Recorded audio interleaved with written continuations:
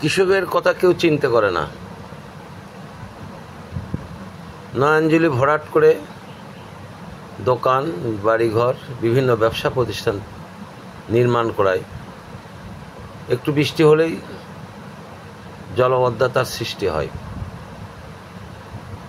এখন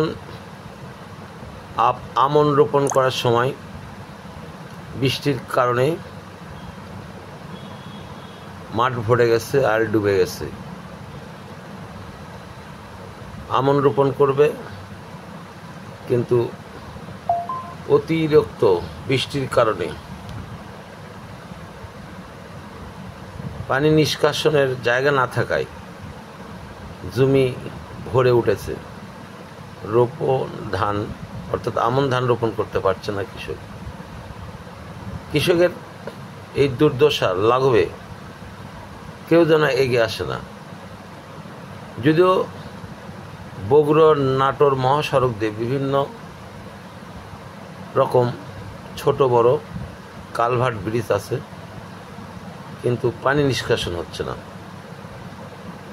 এবং বিভিন্ন নয়াঞ্জলি ভরাট করে পানি নিষ্কাশনের জায়গা না রেখে তেলের পাম্প, সারের দোকান, বাড়িঘর নির্মাণ করেছে, যার কারণে পানির যে প্রবাহ, এই প্রবাহটা স্থগিত হয়ে গেছে।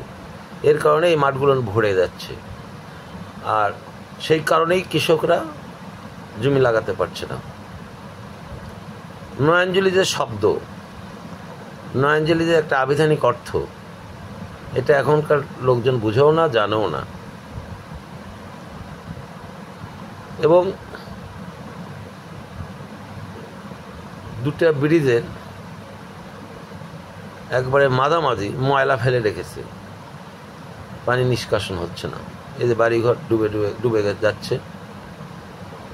যদি এরকম লাগাতার বৃষ্টি হতে থাকে, তাহলে কৃষক হয়তো আমন রোপণ করতে পারবে না, দেরি হয়ে যাবে, ঠিকমতো তাদের কাঙ্ক্ষিত ফসল ঘরে তুলতে পারবে না। এটা অত্যন্ত দুঃখের বিষয়। যে যার মতো পারে সেইভাবে নয়াঞ্জলি ভরাট করে বাড়ি, দোকান নির্মাণ করেই চলেছে। নয়াঞ্জলি ভরাট করে ওই দোকানের রাস্তা, বাড়ির রাস্তা, পানি যাবে কোন দিক দিয়ে? এই কৃষকের দুর্দশা লাঘবে কেউ একটু চিন্তা করে না। কৃষি নির্ভরশীল আমাদের বাংলাদেশ। সোনার বাংলা কেন বলি? সোনালী ফসল আমাদের সেই ধান যখন ঘরে উঠে কৃষকের মনে আনন্দ লাগে।